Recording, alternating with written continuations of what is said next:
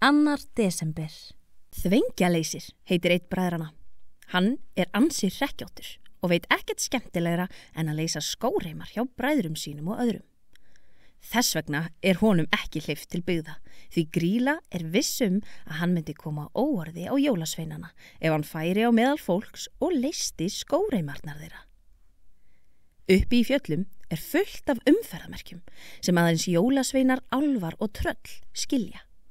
En í staðinn skilja þau ekki endilega umferðamerkin sem við notum. Í jólasveinahellinum að finna bók með umferðamerkjunum okkar sem einhver af frægu bræðrunum tók með sér heim eftir jólin eitt árið. Þvengjaleysir og Kleppa vinkona hans skoða oft bókina og fara þá í leik og spyrja hvað umferðamerkin þýða.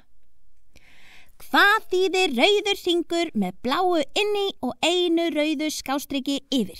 Spyr Kleppa. Bannað að leggja ökutæki, svarar Þvengjaleysir stoltur. Og hvað þýða þessi orð? Spyr Kleppa. Ég hef ekki hugmynd, svarar Þvengjaleysir. Ekki heldur, svarar Kleppa. Þvengjaleysir og Kleppa hafa aldrei farið til byggða og vita því ekkert hvað ökutæki eða hvað það þýðir að leggja því.